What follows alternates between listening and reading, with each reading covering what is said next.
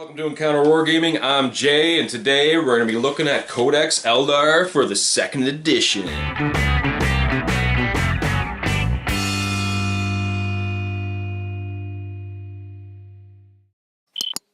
Alright, as promised, we're going to dive into Codex Eldar. So we're continuing our look at 2nd edition, and like I said, I wanted to start going into some of the Xenos races before we go back into the Imperial races. Or the Imperial armies, I should say. They're all one race, various armies. If Space Marines can even be considered human at this point, but regardless. Here's the Eldar. Look at that awesome cover art. Isn't that so cool? I mean, back in the day, a lot of the art was kind of silly and comical, but this is a wicked cool cover, I won't lie. Compared to last time where we saw the Orc cover, which was actually really goofy with his little dog and everything there. As you notice, this one is about the same thickness as like the Ultramarines or the Space Wolf ones were.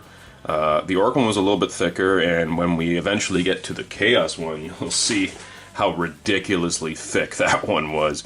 But anyway, let's break into this. So, as usual, the most important page. First of all, we've got the awesome pictures of minis. Again, green flock tables. We actually made some cacti like this back in the day for our table, and basically all that was is a styrofoam ball with a bunch of toothpicks stuck to it and then painted.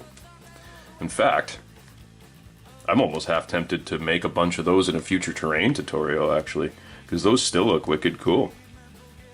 I'm sold. I'm doing it. So, look out for a future terrain tutorial where I'm going to make cool little cactus out of toothpicks and styrofoam. Anyway, moving on. This is the most important page I always look at, as I always say.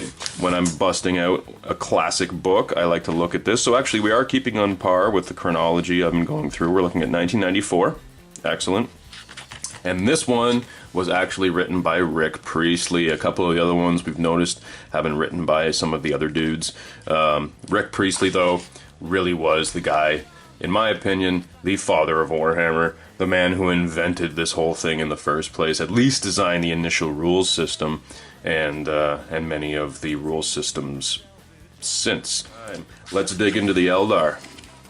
So, thought I missed a page there. So we've got the table of contents. As usual, they're taking you through all of the fluff, the Eldar, basically all their various aspect warriors, Harlequins, the fall of the Eldar and how all that went down, the Psychers, the Outcasts, so pirate fleets.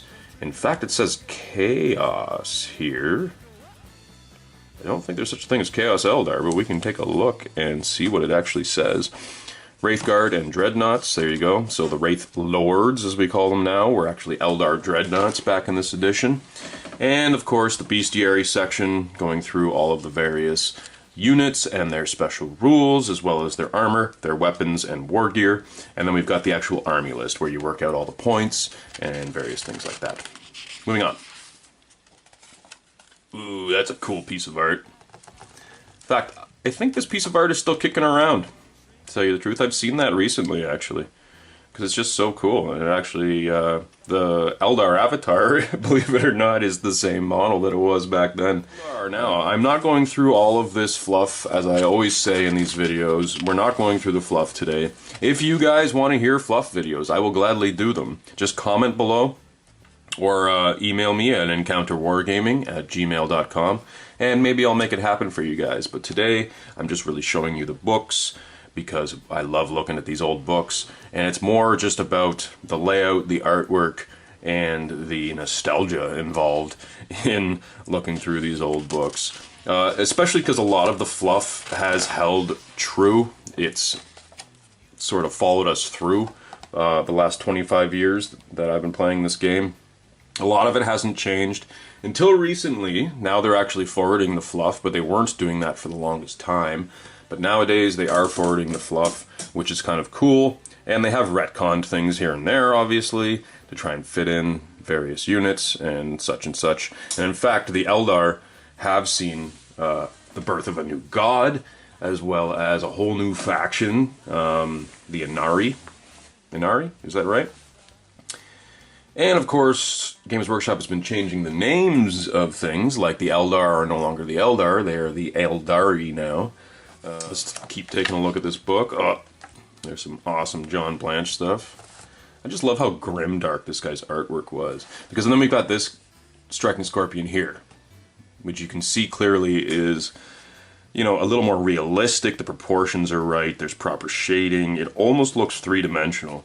Whereas you have this John Blanche stuff. Again, I love his artwork. I'm not criticizing, but it's very disproportionate. It's kind of twisted and dark and weird, and it just really paints the picture of the Dark Millennium, you know?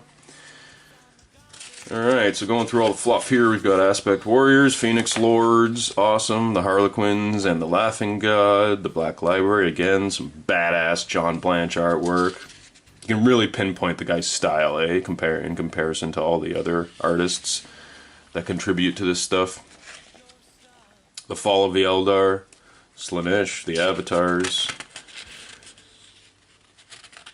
In case you don't know, the Eldar are responsible for the birth of Slaanesh. Again, not getting into details today, but that is what it is. Look at that. That is so cool. There's almost so much going on there, you can't even tell what's what. You gotta stare at it for like a minute before you can realize what's actually happening. But it's just so creepy and dark. Especially all these little figures in the background. There's like some female Eldar there with some horrible eyeliner. This is the Craft World Eldar too, and just with John Blanche's style, it just makes it look really freaking creepy. But we're talking about the Exodites in this section, which is wicked cool. Hey everybody, I'm Adam. And I'm Jay. We are Encounter Wargaming. And we wanted to celebrate hitting our 1,500 subscribers with giving some stuff away. What are we giving away, Adam? Forge Bane! Yeah. Alright, we're calling this the 2,500 subscriber Forge Bane giveaway because that's the target we need to hit to give this puppy away. That's right. So the first thing you need to do is share this video, the video you are watching right now. And then click subscribe on YouTube. if you haven't already. That's it for one entry. And the more you share it, hopefully, the more people we can get to hit subscribe and hit that 2,500. Woohoo! But there are other ways to win as well. Tell them about it. Well, you can follow us on Twitch. That will also get you an entry. So you subscribe on YouTube, follow us on Twitch. On top of that, support us on Patreon for 5 big buckaroo entries. Crazy. So also all the people that already support us on Patreon, don't worry, you're also 5 entries. But also, you can hit subscribe on Twitch. Subscribing on Twitch will get you another 5 entries into the contest. So good, and all of this to say thank you guys for all the support. We appreciate it very much. We've come a long way, and it's because of you. It's true. It's been a wild ride, and thanks for all the support, all the help, and we want to give you some cool stuff as a thank you. Awesome. So hey, remember to share this video, and guys, I think that's it. So we'll see you at our next encounter. Path of the Seer. You got the Outcasts, so Eldar pirates and stuff like that, which the Forge World actually released rules for back in 7th. I don't know if they followed them through into 8th. The Corsairs, the Eldar Corsairs. Maybe you guys can correct me on that, if they, or inform me on that, whether they did or didn't bring Corsairs into 8th. I'm not entirely sure they did, but I'm sure you guys can let me know. Either way, Eldar Scouts. Here's where it said Chaos. I wanted to read that section, so just give me a second here. So as far as perils of the Eldar Mind. Yeah, I'll just take some time and read it aloud. There are many dangers an outcast must face. Most are material dangers, but they can be fought and defeated. Much more insidious is the far greater peril of the Eldar Mind. Adrift from the Eldar path and without the guidance of a past master, an Eldar can drift into the waiting arms of damnation. It is all too easy for the Eldar to embrace the obscene virtues of chaos, for Slaanesh is nothing more than the manifestation of the Eldar Mind in its most wild and unconstrained form. Human morality is meaningless to the Eldar, and the dark side of the Eldar Mind is all life is worthless. Yikes. Cruelty and generosity are but whims of a moment. Beauty and sensuality are virtues which can be expressed in bloodshed just as easily as in song. To an unfettered Eldar mind there is neither sanity nor madness, but merely a wave of perfect existence fulfilled by its own savage momentum. Of all the servants of chaos there are few as truly damned as the Eldar Chaos Champions. Huh. Nor any as utterly and at the mercy of their Chaos Masters. They are lost to the Eldar race, unacknowledged and forever forgotten by their kinfolk, their souls eternally barred from peace. That's definitely interesting, because if I remember actually when I was a kid, there was some fan-made Dark Eldar books. Now this is before the Dark Eldar came into the game. You gotta understand that the current Dark Eldar that we know didn't come into the game until the 3rd edition of the rules. And obviously they gave them a completely different life. They made them actually basically Slaaneshi Eldar, but scared of Slaanesh, not embracing Slaanesh, right? It was basically the way the Eldar were before the fall, when they created Slaanesh. Probably just due to this one little paragraph here, 2 paragraphs here, a lot of fan-made lists came out for the Dark Eldar, where it literally was Eldar that worshipped Slaanesh, which is totally weird and interesting. In fact, this gives me some ideas for some cool conversions. It might be cool to make a Chaos Champion out of some Dark Elf model or something. That might be something worth doing in the future for my various Chaos armies. In fact, the way I've been doing my Iron Warriors lately, they've been incorporating more and more Slaanesh units, so maybe I can incorporate an Eldar Slaanesh model. That might be kind of cool, just for shits and gigs. So anyway, we're moving on to the Wraith Lords, Dreadnoughts, and the Wraith Guard. Cool. Awesome. The old Dreadnought aesthetic. How his head was like most of his body. So now we're getting into the bestiary section. We've got the Avatar, as usual. Aspect Warriors, it's interesting how they include them all kind of in one blurb. Because as you can see here, their characteristics are pretty much all the same across the board. Obviously the Howling Banshees have a heightened movement, which is interesting. And in fact, their initiative differentiates quite a bit. Interesting that the Shining Spears initiative 5, Warp Spiders, Dark Reapers, and Fire Dragons are only initiative 4, whereas all the rest are initiative 6. Huh. I guess it kind of makes sense. Fire Dragons, Warp Spiders, and Dark Reapers all have sort of big guns on them. Or at least powerful guns on them. They're not so close combat oriented, whereas all the rest are. So that's just interesting to note. Moving on. Guardians. That's a cool, wicked cool picture of a Guardian. I've never seen a Guardian with leopard spotted fur coat before. That's wicked cool. Thank you, John Blanche, for your awesome artwork, as well as this awesome Farseer. I'm sorry I keep praising this guy, but I just love his style. And then we got Eldar Scouts. Awesome. Basically the only Exodites that make their way back to the Craft Worlds.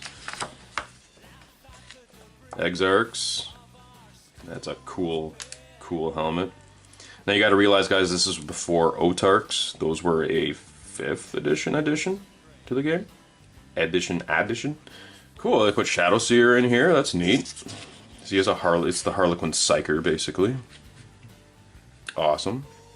We've got Wraithguards, Dreadnoughts, and Warwalkers. Interesting that they rolled the Warwalkers into that page.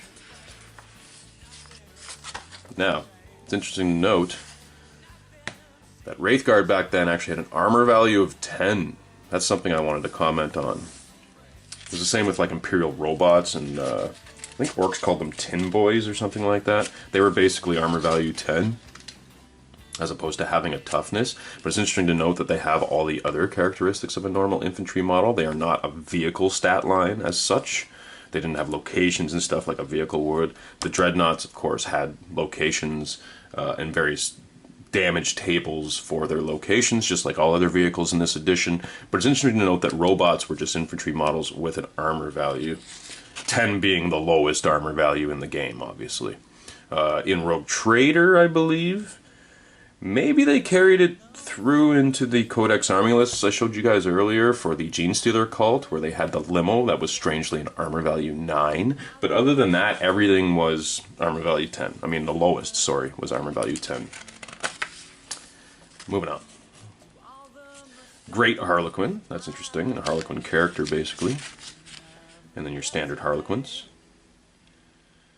They use a dispersed formation. They cause fear. That's weird. Especially since, as you see here... Oh, okay, that's rolled into the Harlequin rule. I was going to say, this guy doesn't cause fear, but his troops do. But no, the Harlequin special rule means they cause fear. They can flip out of combat. Not affected by a dispersed formation rule because he's a character, but he fights with a Harlequin unit and the rules apply to him as well. Cool. Solitaire. Nice. Death Jester. Still one of my favorite models to this day. I've done a few Death Jesters over the years, and they're all awesome. Just a skinny Eldar with a skull mask, with a badass trench coat, and a shuriken cannon in his hands. Honestly, you can't get much cooler than that. Alright, just want to make sure I didn't miss it. Ooh, they did have rules for Eldar Dragon Knights and Eldar Pirates in this edition. Ooh, I had forgotten that. How cool would it be if they brought those back? So, moving on to the color pages. There you go, the Avatar model. Interesting how they have them on a square base here. Now that I think of it, there wasn't really a lot of large circular bases. I guess you would put them on a 65mm now.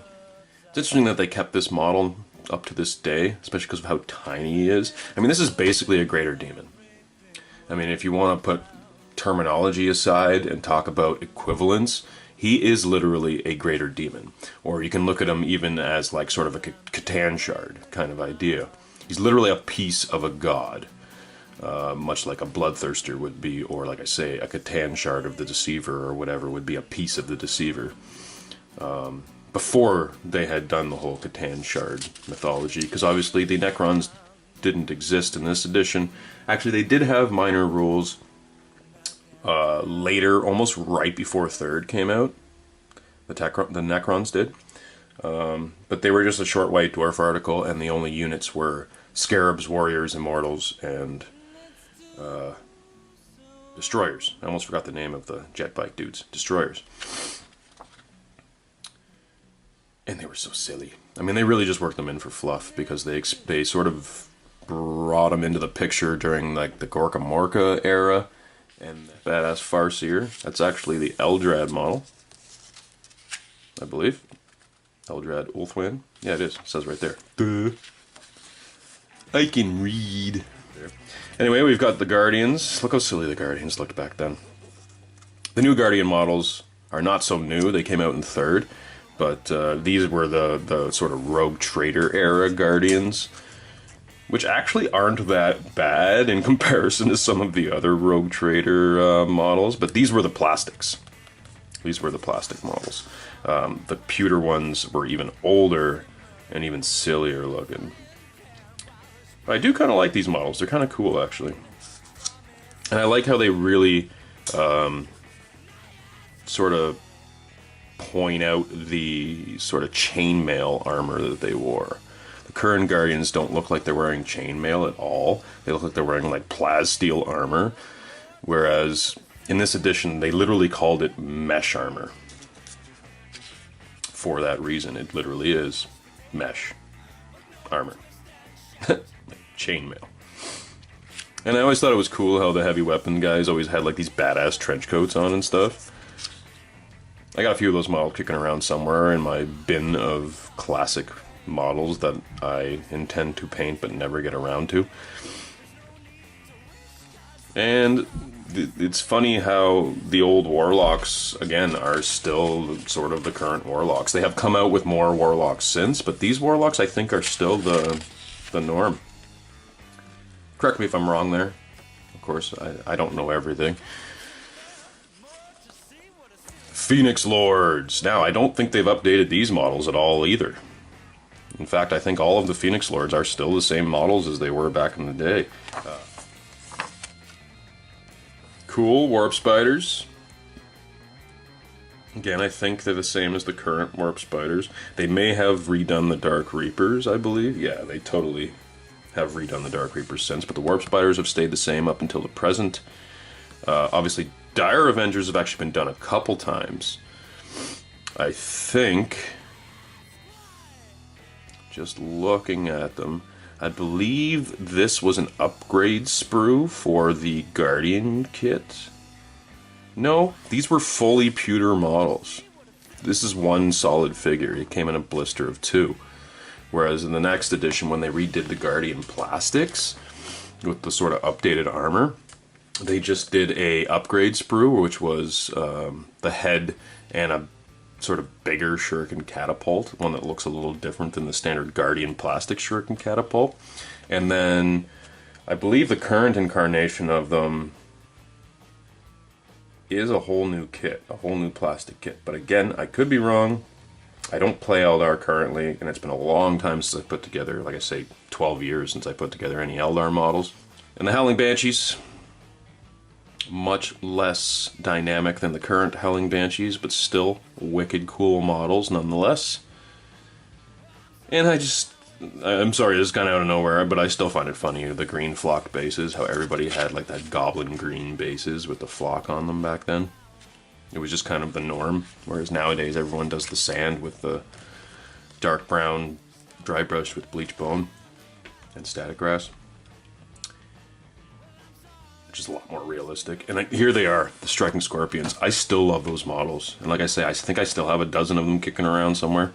And they're still wicked cool. The current Striking Scorpions, actually they may have even redone them again since, but the more recent ones had like a curly hat. This part of their hat just kind of came up and curled around, which I found really silly. I was like, what are these, Santa's elves? Like, really, guys? And the old Fire Dragons still look wicked cool, too. Swooping Hawks, they definitely have redone that kit, but I still like these old ones. I think they're still super cool. And like I said, I had a buddy back in the day who played Eldar in this edition, and he did a really good job of painting these Swooping Hawks. At least a really good job compared to the rest of us 11 and 12-year-olds that were painting at the time and didn't know diddly squat about painting. And then we got all the Exarchs here, some Harlequins worked in. And look at the old Rogue Trader Harlequins too. It's almost like they took John Blanche's art and literally like turned it into pewter. Because this model looks so disproportionate in comparison to a lot of the stuff now. Obviously the Harlequin models now are absolutely stunning.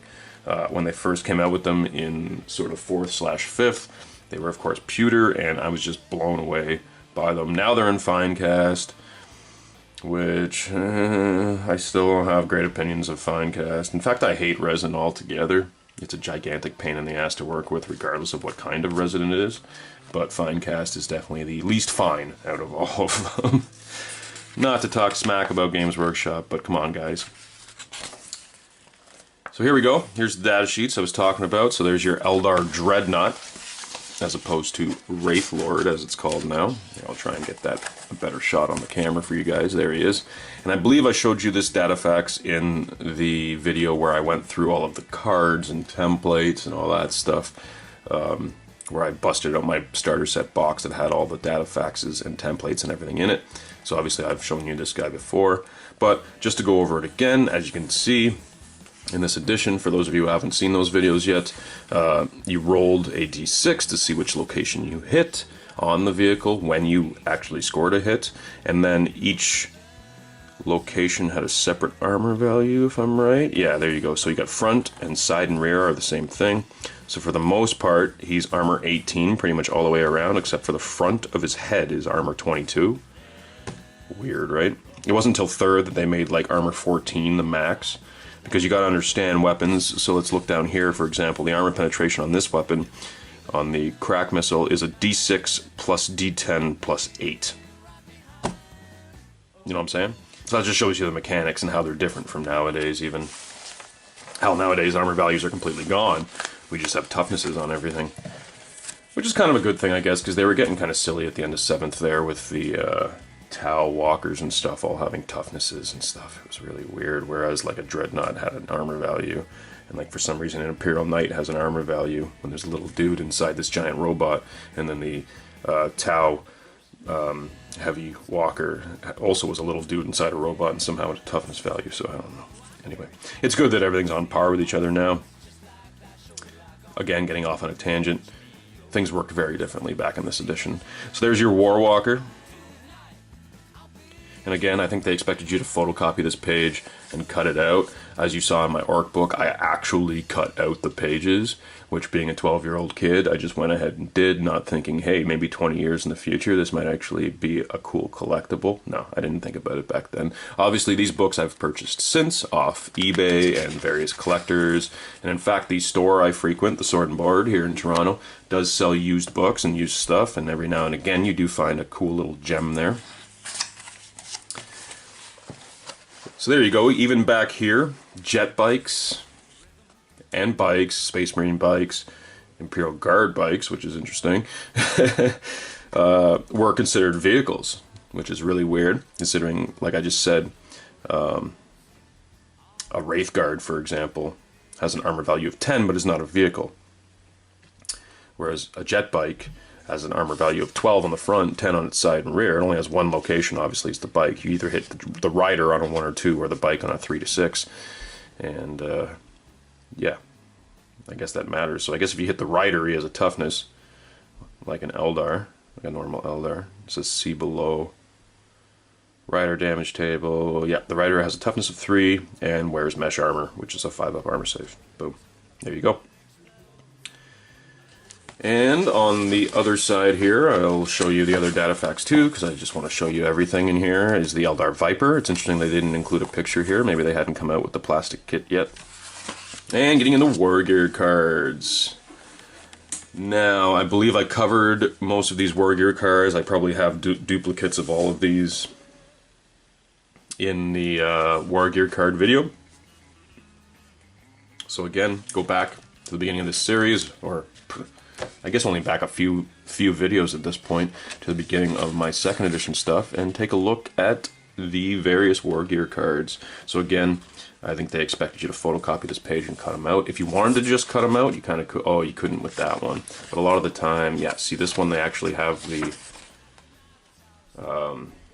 non-worded side on the same as the... So you could cut these straight out if you wanted to. But most people photocopied them and cut them out. That one, you'd be kind of screwed. You kind of have to cut this out and then paste the 2 sides together, I guess. But like I say, most people photocopied them and then cut them out. Not sure if they sold them as a deck of cards, like they do nowadays with the data cards and stuff like that. But there they all are. Standard stuff we're used to seeing. Las Blaster, Fire Pike, Spirit Stones, Mask of Jane Czar. Interesting, it says Eldar only. It'd be weird to give that to a normal Eldar character. Sword of Azure. Cool. Nice little fluff blurb as usual. So here we go, Exarch Warrior powers. Now I don't believe these are Eldar powers, these are like psychic powers, sorry. These are like extra abilities you could give to your Aspect Warrior Exarchs, which is kind of cool. Yep, and it lists points values for them, so I guess there's no reason you couldn't give these as sort of war gear, sort of extra special rules. I'm just reading the blurb at the top for a second. Any Exarch can have up to 2 of these skills. An Exarch can have a specific power only once. Obviously, you're not going to duplicate the same power. It is not possible to gain multiple bonus for repeating the same power. Yeah, obviously. Come on, guys. And Phoenix Lords get 3 of these skills. Cool. Some have skills unique to themselves, and these are described in their army list section. Cool. So yeah, you could literally give them like extra special rules just for shits and gigs, to be like, this Exarch, he's just the coolest. He can crack shot anything, or he can disarm enemies. Cool. Add +1 to his toughness. That'll always help, considering Eldar are made of paper. Always have been, always will be. Eldar armor, like I say, they literally called it mesh armor back then, which is your 5-up invulnerable save. It seems aspect armor actually gave you a 3-up save, which is interesting to note, and rune armor being a 4-up save. Nowadays, I guess different aspect warriors have different saves just based on what they are. And hollow suits, that would be what the Harlequins wear, I guess. Let me just read through this very quickly. Programmable hollow field, which breaks up the outline of the wearer. Known as a jigsaw or domino field. Cool. Mimics the nearby terrain, fade into view. Are used almost exclusively by the Eldar Harlequins. Yeah, I was right. Deadly warrior dancers who combine the art of war and lethal performance on the battlefield. Hollow fields that mimic the effects of the hollow suit are also fitted to some Eldar vehicles. Cool. And all Eldar Titans. Huh. Interesting. I guess they just included that for fluff, because there definitely wasn't any Titans back then. Actually, it's not entirely true. There was a company called Armorcast. I don't know if you guys, for those of you who played back then, remember Armorcast? But they were like a third-party company which was allowed to use the IP because Games Workshop didn't actually create Titans and things like that. But they had a Baneblade model. They had an Orc Gargant, which is kind of cool because I have yet to see an Orc Gargant make its way back into the game. Obviously, we have the Stompa, but the Stompa is bigger than a Gargant. And I guess we have the Gorkanaut and stuff like that. I would imagine a Gargant would be in between a Gorkanaut and a Stompa. Sort of closer to an Imperial Knight, because a Gorkanaut is much smaller than an Imperial Knight, and a Stompa is much bigger than an Imperial Knight. So I would imagine the Orcs had something similar, but of course they had Eldar Titans. There wasn't Wraith Knights as such, but there was a couple of Eldar Titans on the Armorcast page. I remember looking at them back in the day and just being like, oh my god, it's so cool, could you imagine that on the field, blah blah blah, right? Nobody I know ever got around to getting any of the Armorcast stuff, but they also used to make cool like Tyranid terrain, and they had like a Tyranid armored transport, which was interesting. It just kind of slithered its way across the field and dumped out gaunts and such. Anyway, getting off topic again. We're looking at all the Eldar weapons now. We've got the Banshee Mask, Harlequin's Kiss, all of which have very special rules. You can see their stat lines are like almost all blank. It's like, please refer to the special rules.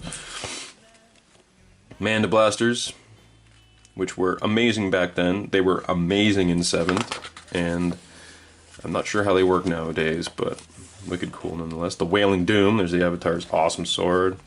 Your standard shuriken pistols.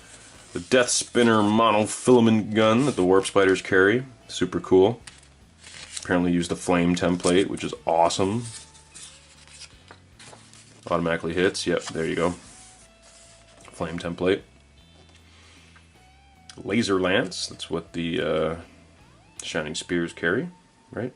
Aspect Warriors, Exodite Dragon Knights, and Shining Spears, yep.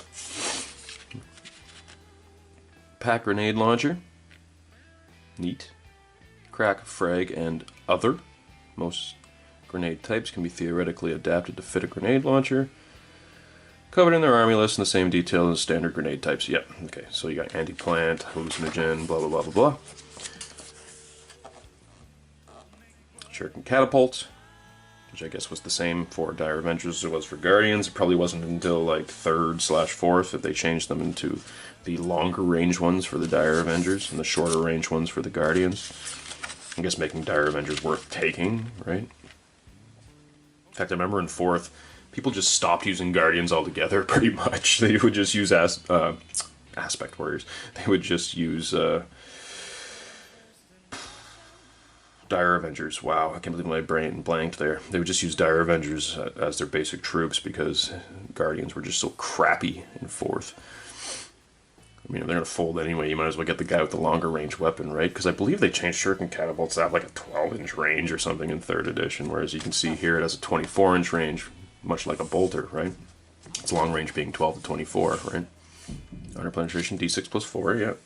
Damage 1, save modifier 2. So it basically was a bolter, but with a better save modifier. Interesting.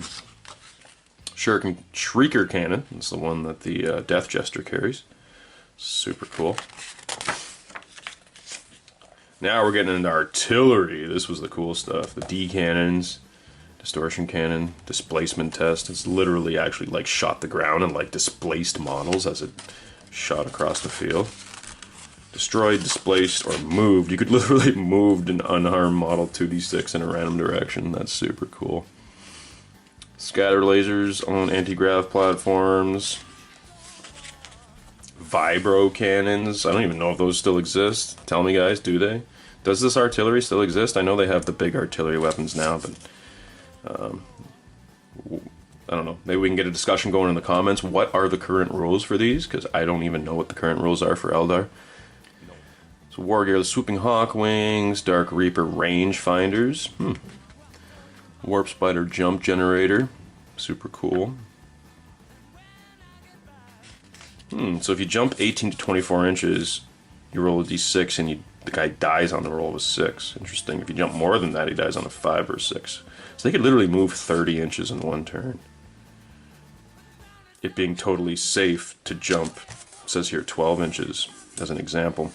So I guess if you jump less than 18, you're like totally fine. But if you want to go real far, there's like a chance that like a demon will eat one of their brains as they go through the warp kind of thing. The Eldar have crazy trickery like that.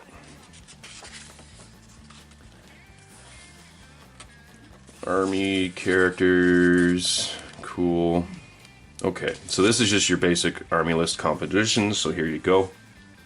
As usual, you can have up to 50% characters. You have to have at least 25% squads. It's the same as we've done in all the other books, kind of keeping everybody on par. And your support includes everything from allies to artillery to vehicles such as dreadnoughts, lists here. And it even says Harlequin characters are an exception.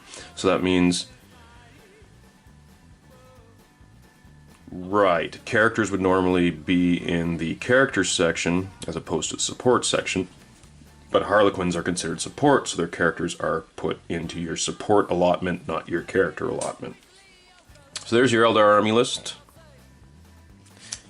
Or sorry, War Gear list. And in fact, it includes the Exarch powers in the War Gear list. I guess, yeah, you just give it to them like normal upgrades, right? Cool. Excelente. Moving on. Oh, hey, there you go. That's interesting to note. You can have 50% support and another 50% of Harlequins. 100% of the army making it consists of Harlequins. What? Up to 50% of an Eldar army may consist of Harlequins. Alternatively, 100% of the army may consist of Harlequins, i.e. no characters, squads, or support. Weird. So literally, if you don't include any normal Eldar units, you could have your whole army as Harlequins, only if you don't include any of the others. As soon as you include one of the others, it's like you can only have half your army Harlequins. Weird. You can see how things got a little convoluted back in this edition. Why people were confused. Like I say, I had an 11-year-old brain when I started playing this game, right? So things like that would have just confused me. Nowadays that makes sense, but I've also been playing this game for like 25 years now. So looking through the characters, we got your standards, Avatar, Farseer. This is back, they still have the 0 to 1s and stuff. There's none of that shit nowadays. Although they did just recently FAQ where you can only use max 3 of any given data sheet, which is kind of weird. But that's only in competitive play. You can do whatever you want with your friends, obviously. Exarchs, Warlocks. This is interesting. Exodite Lords and Pirate Captains. Now, looking at them, yeah, they're the same stat line as any of the other characters. They go up in the same increments. You can see here with the Warlocks, there's 3 Warlock Master. The Farseer is interesting. The Farseer is the next level up from everybody else. Yep, so your highest level of Warlock is the same as an Exarch. Your highest level of Pirate Captain is actually 1 more wound and 1 less initiative than your standard Exarch. Interesting. Why an extra attack? Whereas, yeah, your Exodite Master is, Exodite Mighty Hero is the same pretty much as an Exarch. But again, actually, yeah. 1 more wound, 1 less initiative, and 1 more attack. Huh. Neat. It would be really cool if they brought Exodites back into the rules. just the way the plastic kits and stuff are going nowadays, I would love to see some Dragon Knights. Anyway, looking at the squads, we got Guardians, Dire Avengers. Yeah, see, so here you go. All your Aspect Warriors and stuff like that are all listed in your basic squads. So it was interesting back in this edition that, like, it really makes you wonder about balance and stuff like that, right? Because, like, but it also gives you freedom, I guess, because you could have a whole Aspect Warrior army without having to have them all Dire Avengers. Like, back in 3rd, Dire Avengers were troops, and most of your other aspects were either elites or fast attacks or what have you. So I guess theoretically you could have a whole Aspect Warrior army in those editions, but because of the Force Organization chart, it's like you had to have like a core of Dire Avengers at least. Here I could literally make a whole army of Swooping Hawks if I really wanted to, because I would have an Exarch leading them, and then just all your squads made out of Swooping Hawks. Why the hell not? Or all Striking Scorpions. An entire Warp Spider army might be really ridiculously cool, especially against like orcs and stuff like that, because they all had those flame template weapons.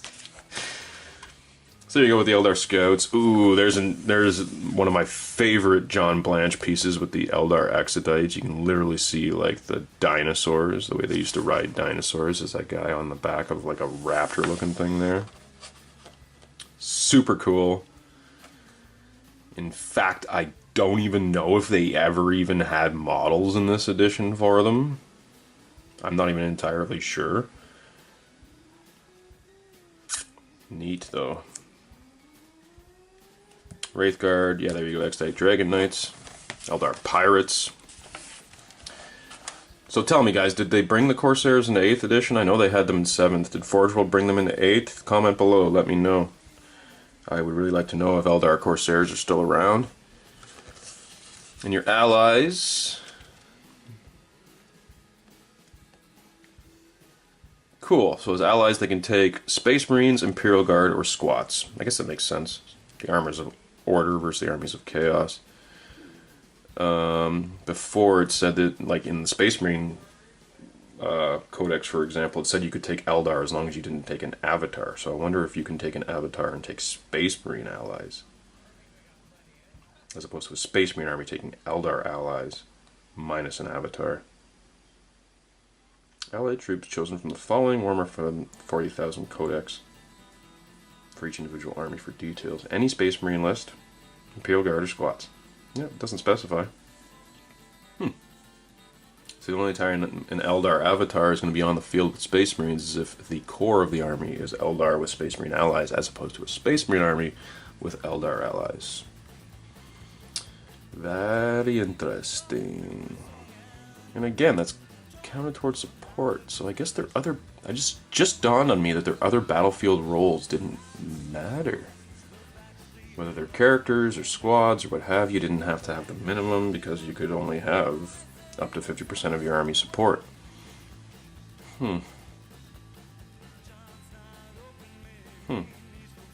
Sorry, the wheels are turning. Eldar Dreadnought, anti-grav platforms, there you go. That's interesting that they weren't just included as heavy weapons in the Guardian unit. You actually had to purchase them as support and then attach them to your Guardian units. That's really interesting. A las cannon, anti-tank weapon, yeah. Oh, and they're each a separate thing. So there you go, there's the heavy anti-grav platforms. They were the bigger ones, and these are the smaller ones. So scatter laser and the las cannon would just be attached to your units. They're the small little anti-grav platforms, and they had the bigger ones, which would have...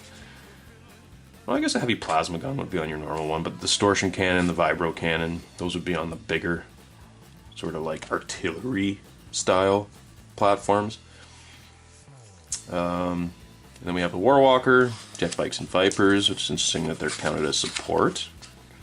I guess that makes sense. Whereas Space Marines get bikes as squads, so Again, raising questions in my head about balance. And then the Harlequins, as you can see here, have their whole own army list sort of thing. But again, without the battlefield roles, right? It doesn't say characters and squads here. Harlequin squads are just... They only have one selection of squads. So you can have up to 50% of your army Harlequins. I guess if you had 100% of your army Harlequins, then it didn't even matter. Okay, so it does say something here about the support. The entire Harlequin squad may be mounted on jet bikes. Ooh. From the support section of the army list, jet bikes may either carry 2 shuriken catapults, or 1 in 3 models may be upgraded to shuriken cannon. Squad may ride jet bikes mixed with armament, if you wish. The whole squad may be identically armed. Machines is up to you. So I guess if you had the whole army, like 100% of your army Harlequins, you would still choose the jet bikes as Harlequins riding jet bikes as part of your support allowance? See why this is confusing, guys? This is confusing my 34-year-old mind, much less my 11-year-old mind, you know? Alright, and into special characters, we got the Phoenix Lords. Azerman, Moggan Ra, the Harvester of Souls. I love Moggan Ra. I think that's a wicked cool model and always has. And again, we still have the same model. But even though he is a Dark Reaper Exarch, he looks very much like a Death Jester. In fact, even cooler than the Death Jester. Awesome. Karandress. We don't have a spider Phoenix Lord. We never have. Which is definitely interesting. I'm not sure why that is. But, yeah. Anyway. Warp Spiders are the only aspect that don't have a Phoenix Lord. Fuegan. Baharath. The Swooping Hawk guy. Jane Zar. The Howling Banshee chick. Eldrad, the greatest Farseer to ever live. Probably the best Psyker in the entire 40k galaxy, with the exception of maybe Ahriman or Fate Weaver. And now we're into the catalog pages. Alright, let's take a look at these old pewter models, guys. Blast from the past, I love this stuff. And it's cool that they kept these models. I mean, it's kind of neat that they're still around, but at the same time, it's the same way I kind of feel about the Chaos characters. It's like, come on, guys. Give us some new models. It's the same thing with the Orc, like Buggy, for example. Like, why are we still using the same plastic Buggy and War Track from Gorka Morka? Like, anyway. But these models are wicked cool, and that's probably why they've kept them, because they're still just good enough to hold on to and not have to replace. But the way the aesthetic's been changing, the scale creep we've been having over the last couple decades, you can really see the difference when you put these old models next to current models. They just start to look kind of silly, especially, like I say, with like Abaddon, for example. Like, he just looks so tiny in comparison to the new plastic Terminators, whereas he should be probably bigger than the rest of them, considering he's the greatest Chaos Champion to currently be in existence. So it's just kind of weird that, you know, Failbadon is kind of so tiny. But anyway, maybe that's why he can't succeed on a Black Crusade. Baharath. I love that old model. He's so cool. And they were actually really dynamic, the Swooping Hawks back in the day. Even the Jane Zar there actually looks really cool. The dynamics is just awesome. But I knew a few people who had this model, even up to in the 4th edition, and the fact that she's only being held onto the base by like her tippy toe, people used to break that model like crazy. I actually knew one guy who put like a mound of green stuff and like stuck her foot into it just so that she wouldn't break. This was in 4th even, so that tells you that this model has been around a long time. The Avatar, there we go, again on the square base. I mean, I think once you started getting into the larger models back in this edition, it didn't matter what the shape their bases were. Because I remember a lot of people putting dreadnoughts on square bases and stuff. In fact, like I was saying in the Space Marine video, the pewter dreadnought didn't even need a base. For some reason, occasionally you saw them on a square base. That makes me wonder if they even had the larger circular bases back then. I know they had the flying bases, which are 60 millimeter, right? But I wonder if they even had the 60... Are they 60 or 65? The sort of standard Dreadnought base now. Dreadnought base.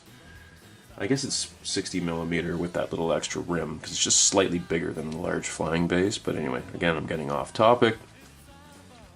The old Farseer model. I still love that old model. I think he's wicked cool. And like I say, a few of these Warlocks models have actually survived up into the current time. They've just recasted them, obviously, in Finecast. But they've done some newer Farseers. I still like that old one. I think he's super cool. I love that helmet. He almost looks like Greedo or something from Star Wars. And I like how he's just kind of pointing like, the enemy's over there, guys. I'll just stay back here and shoot some powers off while you guys go fight. But go fight. It's over there. In fact, for some reason, I always seem to have an affinity for models that are pointing. I don't know why. It just makes me feel like they're in the action, you know, like, that way, shoot that way. The orcs are over there.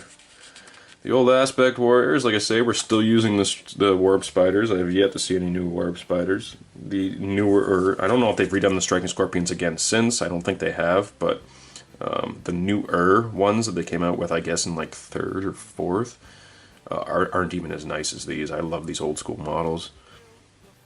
The newer Howling Banshees, I think, are a little more dynamic, and the newer Swooping Hawks are actually kind of a little more dynamic too, but I still like the old Swooping Hawks. The old Dark Reapers are super silly. I'm glad that they redid those. But all the other aspects actually look totally cool. I'd be totally fine with using any of these models in the current edition. Except for maybe the Dire Avengers. I'm glad that they updated them to have the Guardian armor. Moving on. Exarchs. There's all your Exarchs for all your different aspects. Badass. Interesting, the Dark Reaper Exarch doesn't have a missile launcher. That's weird to note. Web of Skulls. Huh. Be interested to look back and see what that warrior item does. I've never heard of a Web of Skulls. It looks like a flail made out of chains and skulls. Wild. Warp Spider Exarch, like I say, is still the same guy. And there you go, there's the gun crew I was talking about with their badass trench coats. Again.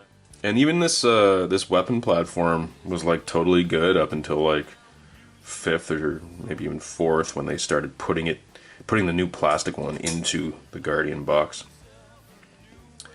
Up until then, I remember even when I worked at GW back in like 2006 or 2007, something like that. Yeah, they were still selling these blisters. And the Guardians were sold in like boxes of 16 plastic models, which is such a weird number. I guess once you add 2 platforms, you had a unit of 20 with 2 platforms. I guess it kind of made sense, but the Guardians were different. They redid the Guardians, but they kept the platform the same. And there's your pewter Guardians. Came in blisters of 2. Much like the Orcs, they had a standard sort of plastic arm and weapon sprues that you would add on to any of the pewter models, which actually are wicked cool. The Eldar Power Fist, look how tiny it actually is compared to, like, even compared to a normal Eldar arm. Like, it's clearly huge, but because it's on an Eldar, it's actually super small compared to, like, the Space Marine or Orc ones. Hilarious. Anyway, let's take a final look at this color page. Here's a badass Eldar army we can see here. It doesn't look like the... Oh! Yep, we are facing Blood Angels. I'm going to say, where's the enemy? But there's Blood Angels. Got a cool little Thud Gun guy there, and some of the standard plastic Blood Angels. Some Devastators up here. And it's actually a spectacular looking army, the Eldar army. Looks like we've got an alliance between Aleatok and Ulthwi. Aleatok's the blue and yellow, right guys? Again, correct me if I'm wrong. Dire Avengers. Yeah, we got all the aspects there. No, I lie. I don't see Striking Scorpions. Yeah, no Scorpions. But we got Reapers, we got Banshees, we got Dragons, we got Avengers, and we got Hawks. And Warp Spiders. Super cool. Now, they probably didn't include Shining Spear models, because the Shining Spear models didn't actually come out until 3rd. Which is interesting to note. And I don't think they ever even made Dragon Knight models. Anyway, there's those cool cacti. You see in a whole bunch of these books. You know what, guys? I'm going to make a bunch of those. Just for shits and gigs. We can always use terrain for our battle report, so I'm going to make a bunch of those cacti just for some fun, a fun little project to do. I think I actually have a bunch of styrofoam eggs somewhere kicking around that we bought for like my girl's little nephew, sorry, my girl's nephew, to paint for Easter. But anyway, there's the book.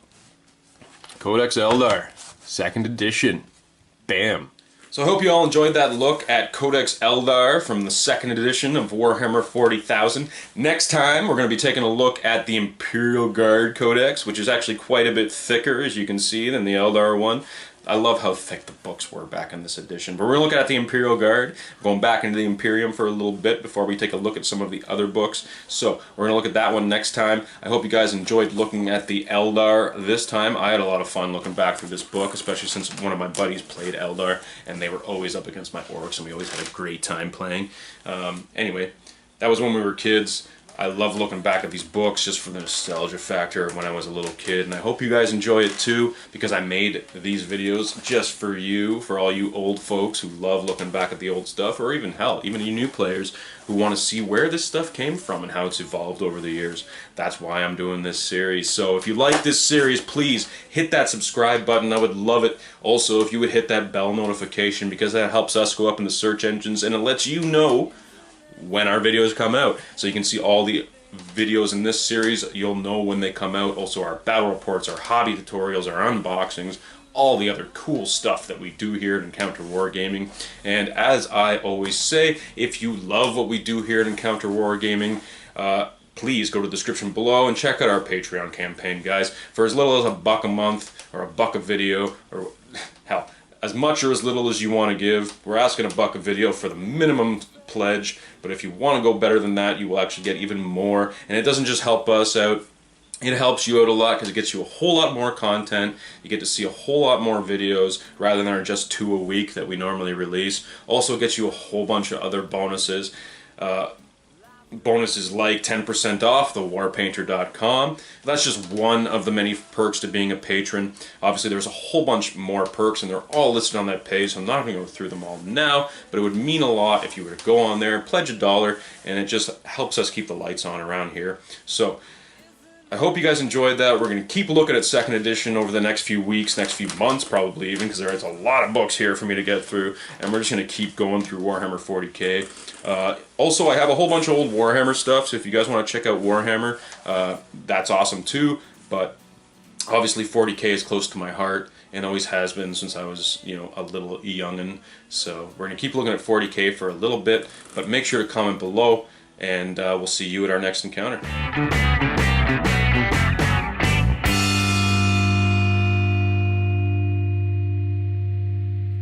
Like a monkey in a rocket on its way back home.